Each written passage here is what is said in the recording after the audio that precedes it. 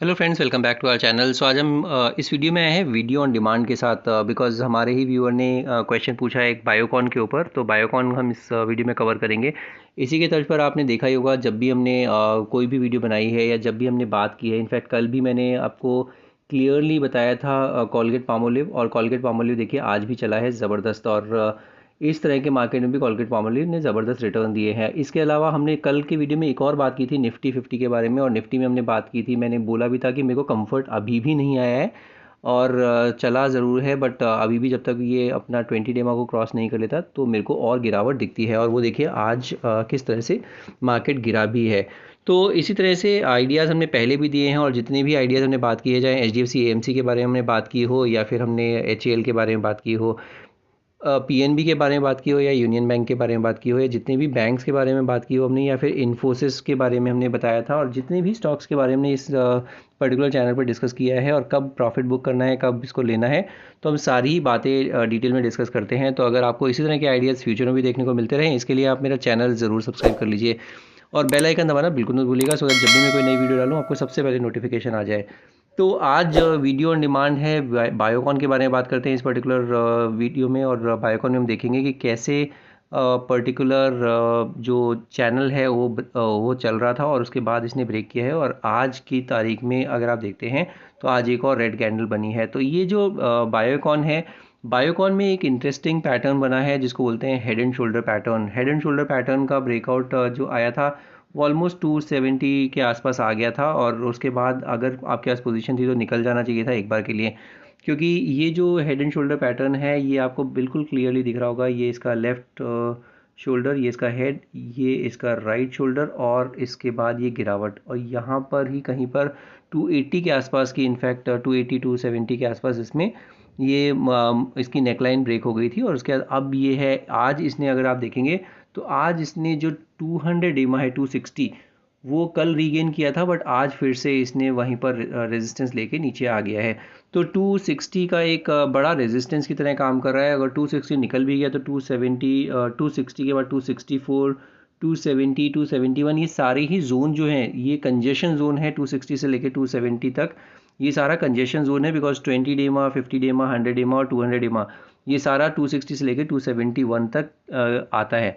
तो अभी इसमें पोजीशन लेने के बारे में जल्दबाजी मत कीजिएगा, और अगर आपको इसमें पोजीशन लेनी है तो 270 के ऊपर निकलता है उसके बाद ही कुछ सोचेगा, सो दैट जब भी आपको दिखे कि हाँ ये 270 के ऊपर सस्टेन हो रहा है, फिर उसमें पोजीशन लेने के बारे में सोच सकते हैं, क्योंकि वो एक लेवल होगा जहाँ पर कि जो ये क्लस्टर ऑफ रेजिस्टेंसेज हैं इसको ये पार कर जाएगा। तो डेली के चार्ट पर तो अभी बहुत अच्छा नहीं लग रहा है। 38 का RSI है डेली के चार्ट पर, तो वो भी थोड़ा सा बियरिशनेस ही दिखा रहा है या साइडवेज ही दिखा रहा है। तो बायोकॉन डेली के चार्ट पर बिल्कुल क्लियर नो है। अगर आपके पास पोजीशन है तो बिल्कुल सतर्क हो जाइए, और नीचे की गिरावट के लिए तैयार रहिए, या फिर साइडवेज हो जाए तो आपको परेशान ही करेगा, और से ज़्यादा कुछ नहीं बोल सकता हूँ मैं। वीकली के चार्ट पर भी एक बार देख लेते हैं, वीकली के चार्ट पर कैसा पॉइज्ड है। तो वीकली के चार्ट पर भी आप देखेंगे तो एक जो रेजिस्टेंस है वो है 290 के आसपास, जो है 200 वीक एक्सपोनेंशियल मूविंग एवरेज। 290 ये क्रॉस करना थोड़ा सा डिफिकल्ट हो रहा है, और इस वीक में अगर आप देखेंगे तो इसने बाकी सारे मूविंग एवरेजेस भी तोड़ दिए हैं नीचे की तरफ।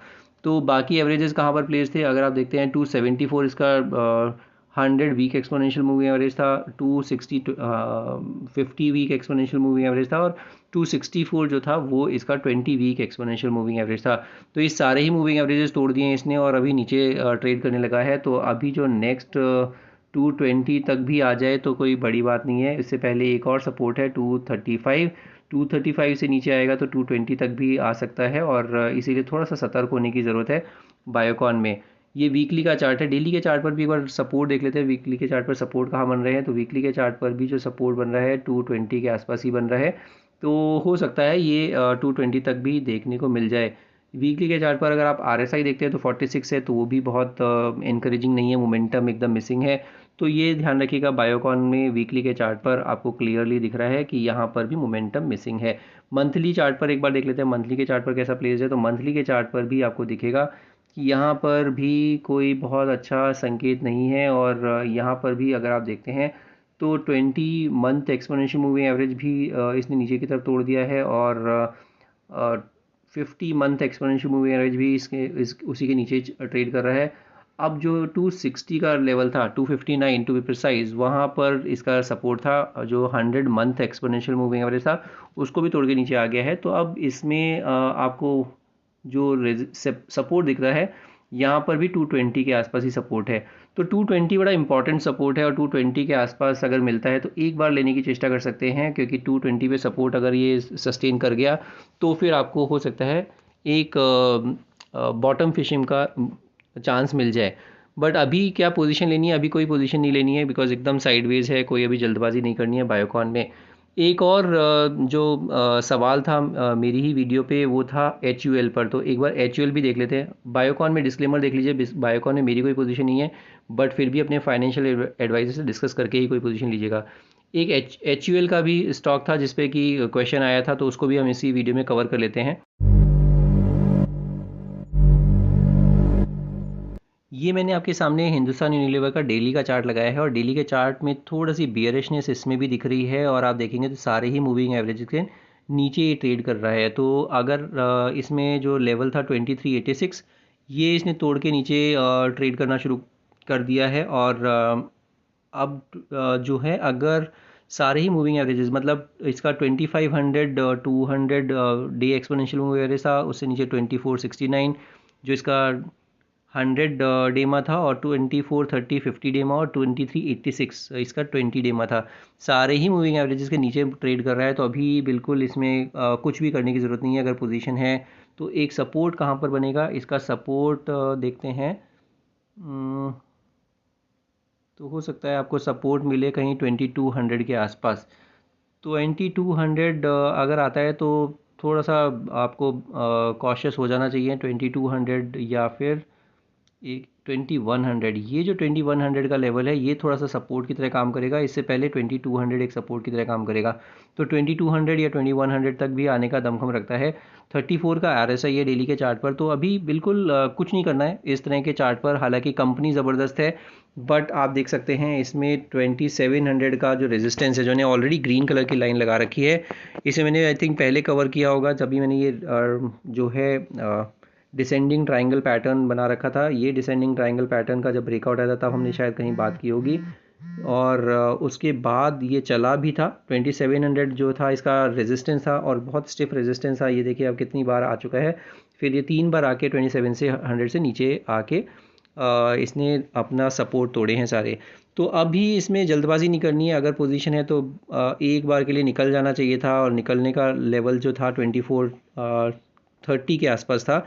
2430 अब ये तोड़ चुका है, तो अब इसमें कुछ नहीं करना है। अभी इसमें सिर्फ एक पोजीशन में बने रहना है। 2200 का वेट करना है। 2200 का सपोर्ट है यहाँ पर। 200 से वापस अगर रिट्रेस होता है तो बहुत अच्छा है। बाउंस बैक मिले तो एक बार निकल जाइए। इसमें HUL में जब भी एंट्री करनी है जब 2700 को तोड़ के ऊपर कन्विंसिंगली ऊपर चलना शुरू हो। तो ये डेली का चार्ट है। एक बार वीकली के चार्ट पर भी देख लेते हैं, वीकली के चार्ट पर कहाँ सपोर्ट है। हाँ, वीकली के चार्ट पर अगर आप देखते हैं तो इसको भी तोड़ दिया है, जो कि था 2346। इसका था 200 वीक एक्सपोनेंशियल मूविंग एवरेज।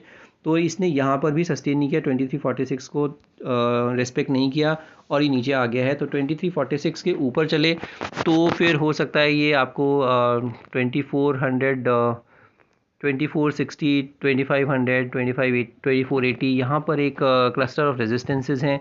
ये अगर क्रॉस कर लेता है तो फिर इसमें एक बार एंट्री करने के बारे में सोच सकते हैं। तो एंट्री लेवल क्या हो सकता है? 2500 के ऊपर, जो कि है इसका 50 वीक एक्सपोनेंशियल मूविंग एवरेज।